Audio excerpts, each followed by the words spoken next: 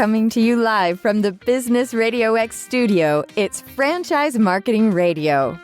Ready to revolutionize your franchise with AI? Franchise Now empowers franchises with advanced AI solutions, automatic processes, and enhanced marketing strategies. From personalized customer interactions to predictive analytics, we help you harness AI to drive growth and efficiency. Transform your franchise with the power of AI. Visit Franchise Now to learn more and take your business into the future.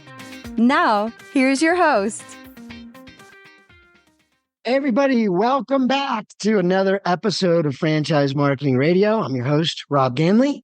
And today we have a great show lined up. I always say that, I know, but we're going to spotlight innovative franchising models. Today I have David Blue. He's the president of Homefront Brands. He's going to talk to you about that. He actually has a colleague that's also a president, a co-president. He'll talk more about that, but I think that's pretty amazing. But Homefront Brands is a platform company, several different brands. We'll talk a little bit about that. But we're going to dive in and learn more. David, it's great to have you here today and looking forward to kind of learning more about the platform company. Thank you so much for having me on. Franchising is certainly a passion of mine. It's really been my whole career. Happy to dive into, just some of my experience and kind of the vision of what's ahead. Yeah, exactly. So, I mean, getting to where you got to, there's a long journey there. And I'd love you if you could tee that up in a short overview, because I think it's important to understand why you're where you're at, one thing. But also, if you could talk to us about the Homefront Brands, the concept of a platform company for those that don't fully understand that, because it's, to me, another tier to consider when you're looking at brands. And so some brands are part of platform companies, and you'll explain more of that. But give us the vision. You're the president. Tell us a little bit about this thing. How did you wind up where you are, and what's your vision going forward? Yeah. So, the road to success is definitely a crooked line, right? Yes, sir. Yeah. So I cut my teeth, starting up my own business. My family and I actually started it in Raleigh, North Carolina. We quickly saw that there was opportunity within this business to expand through the franchising model. But we were completely clueless on what to do and how to do it, and really what it meant to be, a franchisor. And so, it took about 2 years of just figuring out all of the nuances, the creating an ops manual, an FDD. We were lucky in surrounding ourselves with just really good people along that journey, where we eventually, scaled up the brand. We over about 6 years, and then we exited. And actually, when we exited, we sold that company to a platform company that had multiple brands. Stayed on with that private equity firm for a couple of years just to really understand that whole value proposition of what a platform provides, to not only the brands themselves within the platform, but also, the benefits to the actual franchisees within that system. So stayed on there for about 2 years just so I could really learn the high level finances of how to run those businesses and support those franchisees. Eventually I was just kind of tired of, working for, the larger financial institutes. Yeah.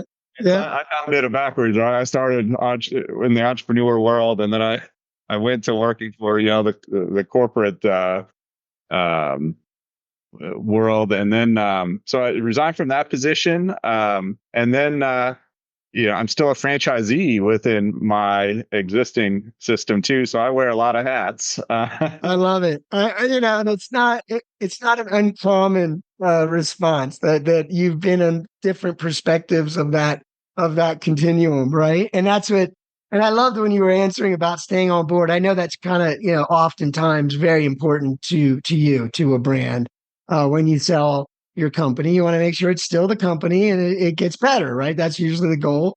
And so, but learning, right? Isn't that what we all do from each other? Like, we learn the playbooks, we learn the best approaches. So go, keep going. So tell us a little bit more And speaking of learning, when I developed my first company's core values, our first core value was a growth mindset, because Okay. we're always learning, and we need to approach every problem with a growth mindset. If you don't know the answer, let's figure out a way to come to an answer, whether it's reading books, whether it's meeting people. That's so important as business owners, whether you're a franchisor just starting out or a franchisee learning a new system. There's going to be a lot to learn. Business these days is extremely complex and it's technical, and there are a million people out there who want to be a vendor and sell you something. And if I had said yes to every one of them, I would have been broke and homeless on the side of the road.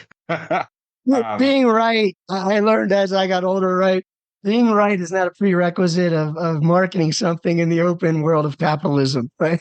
A lot of people tell you they think they got the answer, right? But I don't think Yeah. so. You start to realize later, not everybody does. But Yeah, so I love that. through that whole journey of just discovering the benefits of the franchise model, I met some good people along the way, as I mentioned earlier.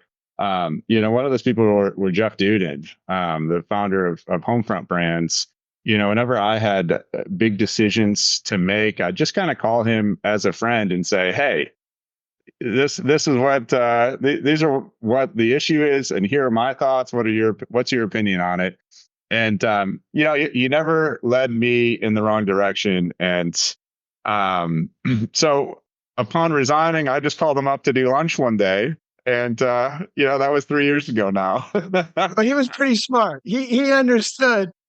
He was just waiting for the opportunity. So yeah, and so really was excited for the vision of Homefront Brands. When I joined, I think I was the sixth employee of Homefront Brands. Homefront was just kind of a name on a whiteboard, essentially, at that time. Kind of figuring out just what we wanted to do, where we wanted to go with the company. But in the last 2.5 years or so, I'm on my third year with Homefront. We went from essentially, a handful of franchisees within the Window Hero brand, to awarding over 500 plus territories, in the last couple of years. And, and to do something like that, takes a hell of a lot of grit and vision, and it takes, a fantastic team to really get these franchisees open. And so Homefront really has, grown, in a really smart way, with how we hire really ahead of revenue. We hire it of what we're going to look like, 6 months to a year down the road, to really be well positioned, for getting these owners open and, performing their best work in the marketplace. yeah, well, that's amazing. I mean, to get to 500,000. I mean, anytime I hear that, that's like record breaking numbers for anyone who doesn't know. That's hard to do. It sounds like a lot, 500, but then again, in 3 years or so, whatever, give or take, whatever. That's a lot. And in addition, we're talking about multiple brands. It's a stretch there. What are the brand names and sort of the synergies of how you're building those out and kind of where you're headed with that? I don't know if you could talk about any ideas for other brands, but like anything, like just talk to us about the brands themselves and the synergies between them. Yeah, so we're really just focused on the home services. That's our bread and butter, for all 5 of our brands right now. So we've got Yard Patrol, which does exterior fertilization, aeration, irrigation, and like mosquito pests, that in that line of work. We've got Window Hero, which does exterior cleaning. And then we also do like security film. So think like ballistic film and like security treatments for schools and government. And then we just launched a a cleaning by drone service line, and secured a fantastic partner, to scale up that model in the commercial world. So we can go, 150 feet in the air with this drone and keep people safe and on the ground, and be extremely competitive with our pricing. So that's a really fun brand. I got to stop. Yeah, I got to stop on the drone. The drone is good. No, but so does that mean that in that particular brand, and as Window Hero, is that the brand that has that product? Okay. So does that mean you could do commercial? Like, is really not a limitation on commercial? You could be in New York City and doing Windows, or is that the idea, or is it just like, tell me the applications that it opens up? It seems like it would open up a lot more scale and a lot more velocity to do deals faster, and obviously make it real competitive. But tell me how that works. Like, what do these buildings look like? What are they cleaning exactly? So we can go up to 150 feet in the air. So, so approximately 12, 15 stories, depending on the ceiling height of each floor. And so that drone weighs about 40 pounds, about 4.5 feet across, and it's hooked right up into, the back of our trucks that have all the hoses and everything, and the soap and the cleaning products. And then it also has like a window cleaning payload on it too. So it's literally a remote control with the screen that has the camera from the drone, 150 feet in the air, hooked up to the truck, and you could be cleaning a building, just right there on the ground. So, I don't know about New York City just yet. That would be the Mecca or Dubai. Like, if you could do those, I'd love to go to the Burj Khalifa, and clean that, but soon, right? Soon. Yeah. That'd be a good press release. Yeah. small story. Yeah, but it just allows us to replace, basically rappel work and the need for renting like large boom lifts and scissor lifts, to be getting up into some of these higher up places, and keeps people safe and on the ground. And like I said, replaces really, a 6-person, 5-day commercial job and turns it into a 2-day, 2-person commercial job.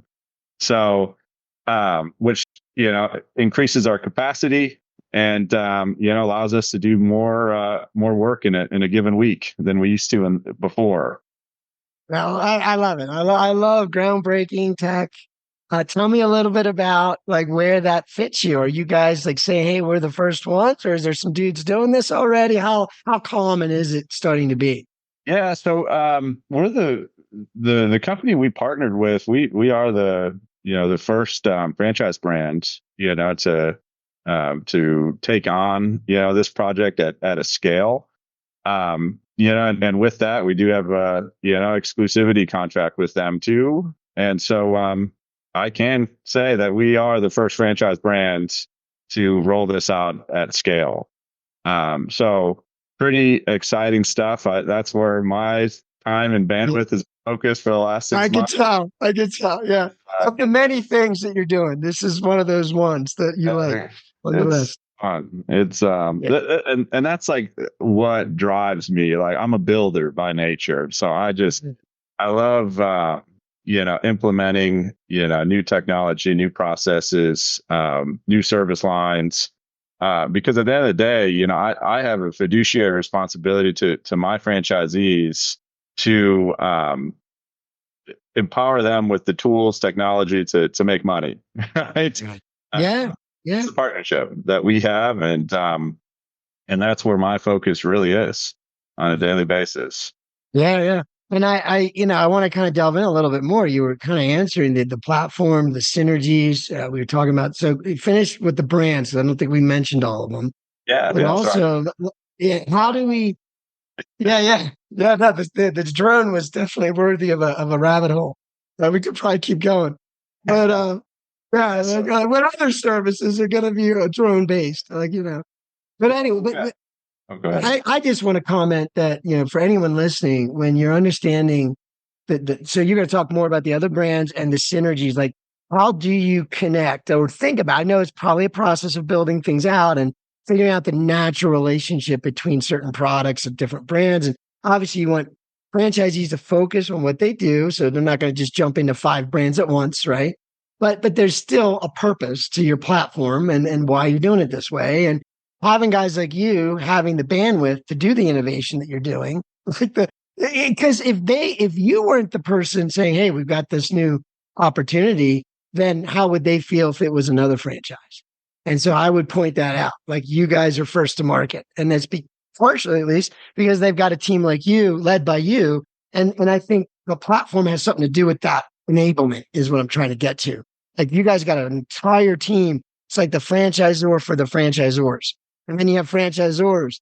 And then you have franchisees. And it helps everybody, including. But anyway, let's get a little bit more into the rest of the brands and then the synergies, that your vision for how you continue to tie things together.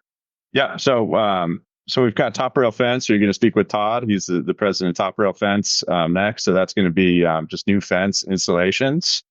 We've got the Designery, which does kitchen and closet remodels. So they've got a super slick brand that it's almost like the Apple showroom of kitchen experiences. You get to walk into this beautiful showroom, and you give them basically the measurements of your kitchen, and you put on a VR headset, and they will literally create the dream kitchen right there that you can walk around in before you give them a credit card, basically. I love you guys. I love the franchise industry. All right, guys, you got to be the first. No, because I've seen a lot. I think there was a garage concept that mentioned some things, but I've seen the tech. And, you see use cases and you're like, yeah, that would be amazing. That'd be, now boom, you're saying it. I might have read that 2-3 months ago. I don't know when I was reading about these things, but I'm like, wow. And that's perfect. Of course. Right. Like, why wouldn't you want to be able to visualize to that level that quickly? Man, it must make all the difference in the world to be able to feel what that experience would be. And again, so you got drones, you got VR headsets. Okay. All right. So you definitely are looking. So keep going. Tell me some more about other brands. And the Designers are our only brick and mortar brand, in our portfolio. But it's really a slick showroom that they put together there.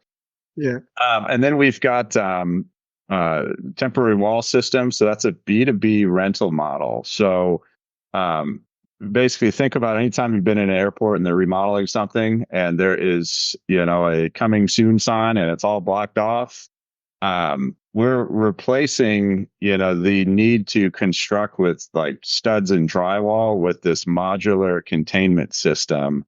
That's a rental model. And so, not just airports, but think government, think hospitals. We've got, negative, air, fans set up for clean rooms, anywhere that, a partition needs to be put up to create a barrier.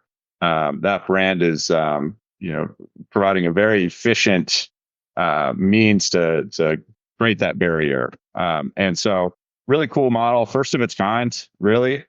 And again, we got a fantastic partner there that sells us those walls, so our franchisees then can get out there and deploy them in the marketplace. Yeah. Well, I love B2B, and I would assume that is wide open space, and one that when you talk government or hospital, you're talking very good relationships that can last long periods of time, and would not be probably any shortage of them continuing to do work. So I can see right off the bat that's a unique that's a unique marketplace. I would think it opens the door for.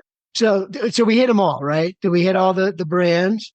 All right. So you mentioned a couple cool technological innovations. Why don't we just kind of stay on that theme a little bit? Is there anything else you might want to point out and it might be something that's kind of standard that you've been doing for a while, but it's critical to your operations and or your growth, the way you approach things? Any other tech that you want to mention? Yeah, I mean, really, we look at anything that we implement within our tech stacks, to be modular first of all, so that the data can flow in and out, and if something better comes along, we can take that data out and apply it elsewhere. I mean, data has been really our number one focus with building everything with our tech, so understanding, that customer persona, through and through our sales process, from top of funnel to bottom funnel. Our CRM platforms too. We've got the same CRM across all of our businesses. So we do have owners that own multiple brands, but manage it from one login for one system. And speaking from my putting my franchisee hat on here, right? That's a tough thing to do. Through managing my franchise business, I've got a Chrome instance set up that has all of my tabs and my bookmarks set up to manage that business, right? So that's simple. I love it. Yeah, it's amazing what these tools can do if you delve into I love people that use them, power users of tools, like the way you describe Chrome. I'm like, yeah, that's exactly how to use Chrome. There you go. Yeah, so this eliminates probably 4 of those bookmarks, right? Puts it into one. Right, yeah, exactly.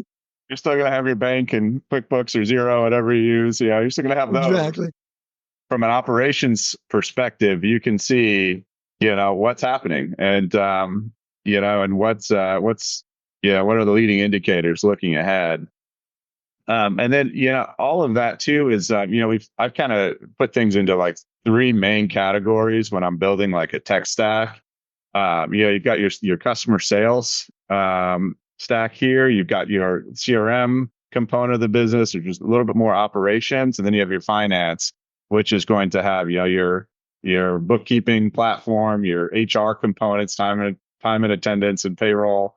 Having an ATS program plugged into all of that too, to have all your job descriptions ready to go and deployed into the marketplace. But then all these programs, outside of the CRM are all they all have their own dashboard, right? So you get a little bit of dashboard fatigue trying to, analyze and look at all these. We spent the last really 2 years building just a fantastic one dashboard to rule them all. So, we're really a transparent company when it comes to showcasing what our franchisees are doing in the system with each other. So we have consolidated all the marketing pieces into a dashboard so we can, figure out, what's their cost per lead per channel, cost per acquisition per channel, sales cycle per channel. Then we can dive into the operations side of it. And, we've got a call center attached, to the marketing piece and the operations piece. So all of that data is funneling into a dashboard that you can dive in and drill into any component of the business. Because really it's our job to empower our franchisees with information so they can make business decisions quicker. And so yeah, that dashboard is literally open on my screen right now because I watch it all day, every day. If there's an issue. I hope so. I mean, after all that hard work, right? The one dash to rule them all. That's what you wanted, right? You're like, I just want this thing in front of me all day. I can glance at it. It just helps you make decisions throughout the day. Yeah, if I see something, I call a franchisee saying, "Hey, I see your quote win percentage dropped 2 points. What's going on? Tell me your process." Right. So we can be a little bit more proactive with what's coming down the pipeline with our owners and can help them kind of see through the weeds of running a business, because running a business is fun. It is. Yeah. A lot of distractions out there in the world. We're in the weeds, right? Like you don't have the occasion to get above the tree line. So that's the beauty of franchising. But then, so tell me a little bit about, so you've got these brands and they're synergistic in a lot of ways. When you meet an entrepreneur or a potential franchisee, is there do you think about different pathways of entry, or is there sort of a way you like to introduce people, bring them in sort of a foundational brand, and then the others are nice add-ons? Or is it, hey man, start any way you want? They're all sort of, or is there a strategy to having all 5 or 6? And now you're talking, now I want to point out what you just said was amazing, because to have one dashboard across, if you chose to be a multi-unit franchisee across different brands, that's the part of synergy I was talking about. It's great if you have multiple brands, but if it's hard to have brands, it's still hard. Now, you guys are taking the step of saying, we're going to make it easy for you so you can add additional brands by having that. But is there, like, when you guys think about it, is there any like logical good, like if you're a certain profile, maybe there's certain people with certain backgrounds, certain net worths that would fit better at a different starting point versus someone else, I guess. And it seems like you have a blend of brands, so it seems like it would appeal to a lot of different starting points. Yeah. Maybe you Yeah. can speak to that. Yeah. Each brand has their own prerequisites to meet. And so it does happen quite a bit where, we'll be courting someone for one brand. And, we go, honestly, you would probably let me introduce you, to this other brand. I think you'd be a really good fit. And it's not passing off, redheaded stepchildren here. It is like an honest, feeling, right? What do they look like on paper, and then also the personality traits. And so that does happen quite a bit where, someone may have came in for top rail, but really they come from a heavy operations focused background where Window Hero is much more of an operational play. So, we'll introduce them, to the other brand and see if they like that more. And vice versa, just at our last discovery day, we had someone come in for Window Hero, and actually they like designery more. So Okay, there you go. yeah, and so it happens quite a bit. In terms of starting right off the bat with multiple brands, I mean, that would be more of just a multi-unit addendum and an opening schedule, to just make sure that that we're good partners with each other, and then we'll kind of develop an opening plan thereafter after a certain increment of time. But yeah, I mean, each brand has a certain culture to it, I'd say. Even though we're all under Homefront Brands, our Window Hero owners are, there's a big culture of collaboration between all of them. They're always talking. We have specific channels, communication channels that are just literally people talking and chatting and having fun with one another and learning from each other. Happening 24 hours a day. So much that I was like, "Hey guys, let's keep it between office hours." Like, just in case someone's eating dinner with their family, they don't want their phone, blowing up with notifications. Blowing up, right? That community aspect, and that on-demand interaction of constantly being able to tap into that, where not just like-minded, but like business, right? People that really get the business you're in. You're in. 100%. And so we call this group, it's called the Coffee Club. So we get together once a week. It's an optional meeting for owners to attend, but it's a means for the new locations to learn from the tenured locations. So it's just a 1 hour meeting that's optional, and we get probably 60 to 75% of the system showing up every week, because that's how much value they take from this meeting. And then the chat thread goes 24/7. Nuts. Yeah.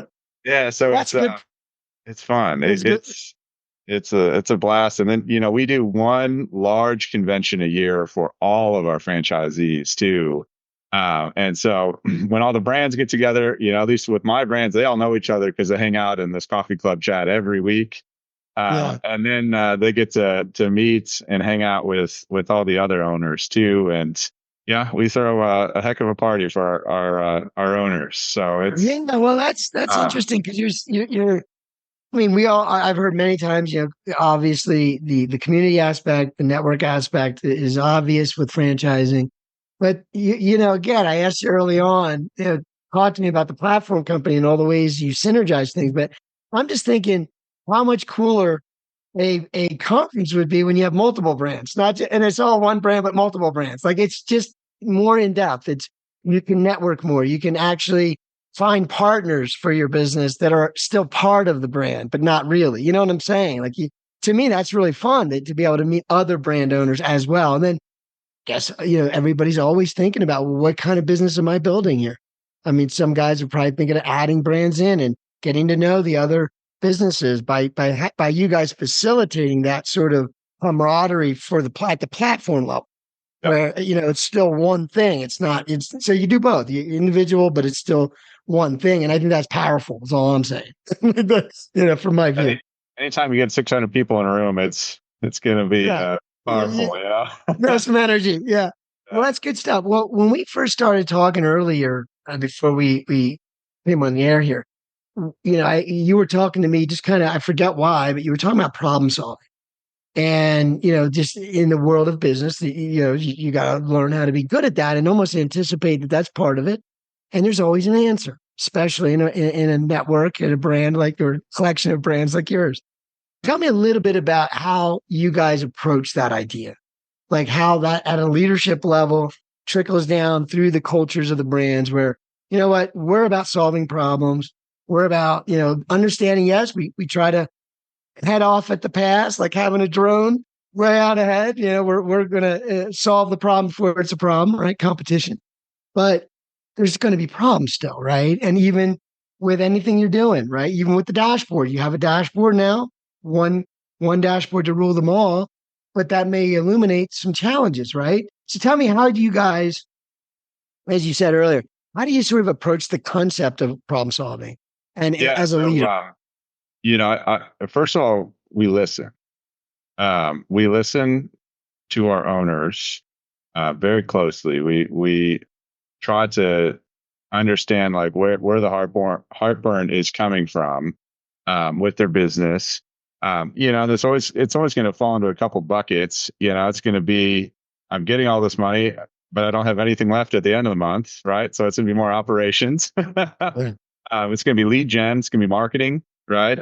So then it's understanding, where the data behind all of this, and the data, is factual, right? That is the truth. And so when I'm looking at, large data sets, I'm always looking at what factors or variables affect the output, of these certain line items.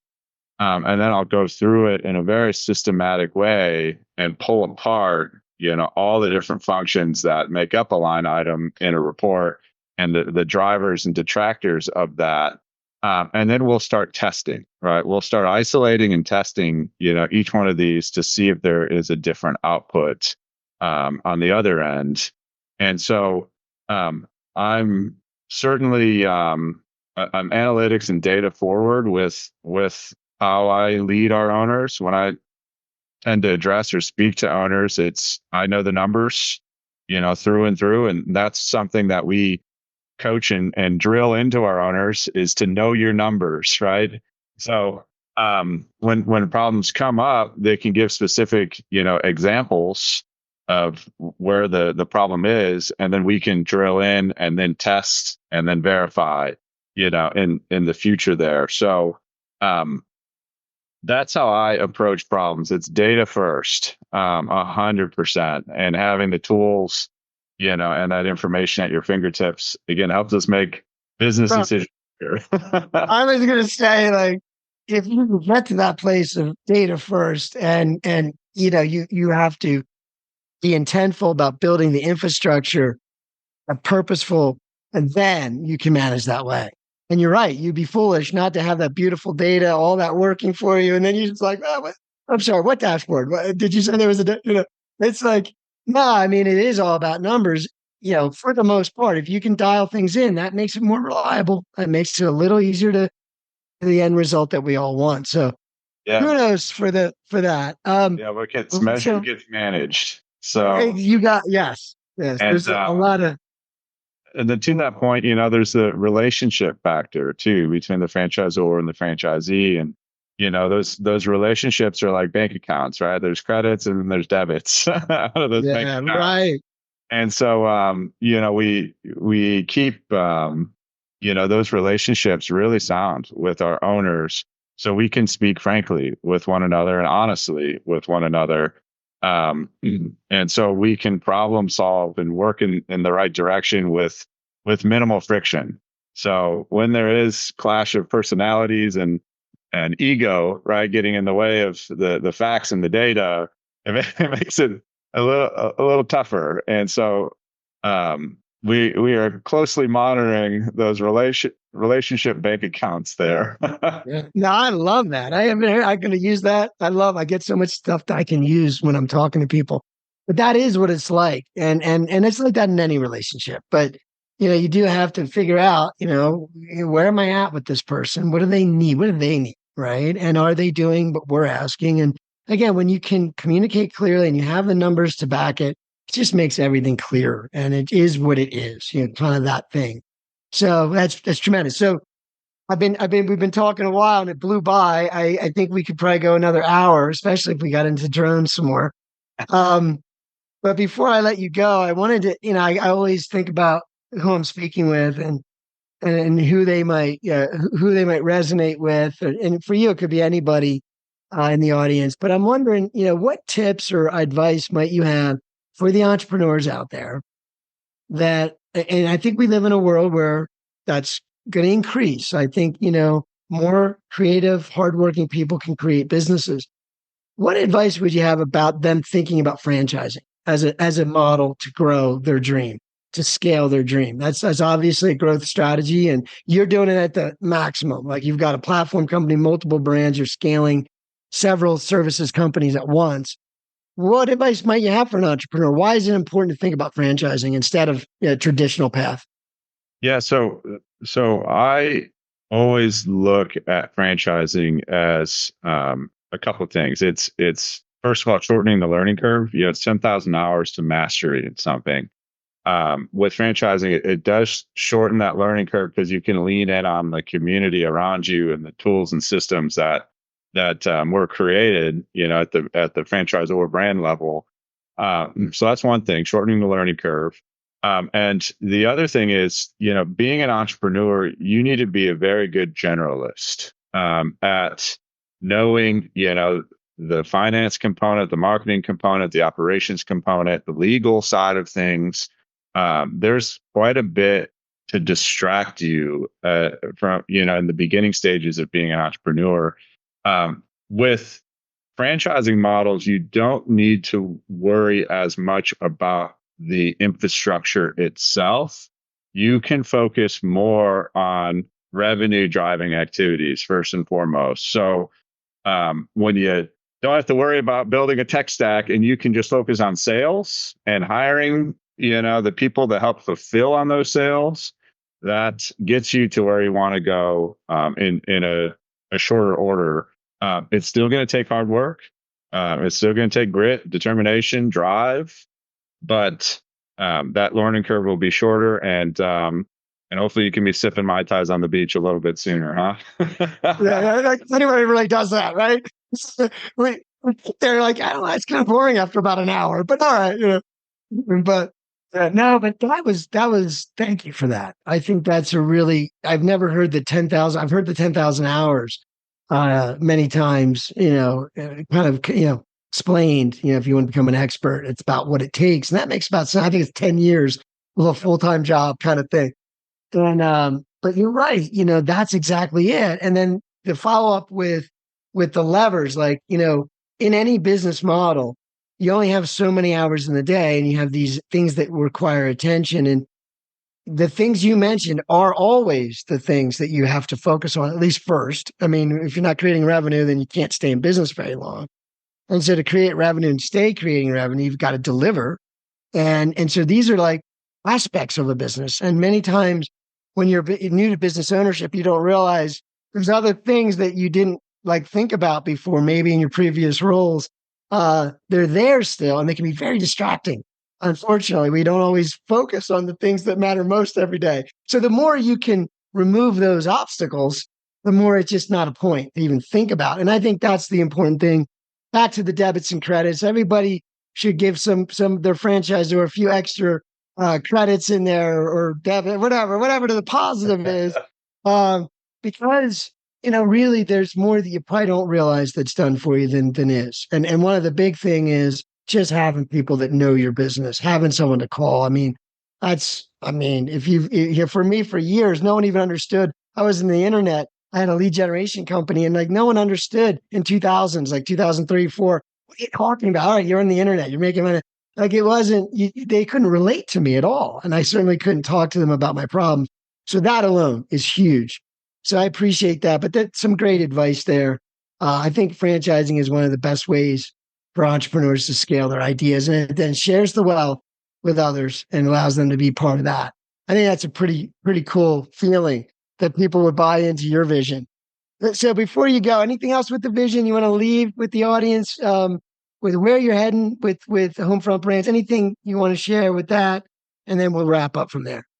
Yeah, I mean, that whole drone initiative is just the coolest piece of technology I've really seen. And so, the vision with the Window Hero brand really is, scaling that up to be represented and worked on, in every major market across the country. I think a drone is going to be a fantastic tool, in our toolbox. And then our Yard Patrol brand, really, that's the one brand of our 5 in the portfolio that we actually started from the ground up. And so, we've got a small cohort there that are trading successfully now, and I feel very strongly about that really scaling up here quite a bit in the next 12 to 18 months.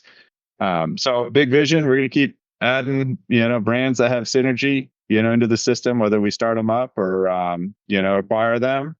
We're on the path to have a very well developed system here that with accurate assumptions across the board. Yeah, no doubt, no doubt. And as I said, platform companies are, to me, the future, and important for people to understand their place when you're looking at brands. So I think it's really cool. Highly recommend. How can people find you guys? What's the fastest way? Probably Homefront Brands. Is it homefrontbrands.com? You want to share all the information? Yeah, so homefrontbrands.com, has all of our brands, has our leadership team there. Jeff Duden, our founder, also has a fantastic podcast available online and on YouTube. That's great. And then if you want to connect with me, I'm on LinkedIn. That's the quickest and easiest way to reach out. Beautiful. I appreciate David Blue. Thank you for your time today. Hope to have you back again sometime soon. Appreciate it. All right. Thank you so much.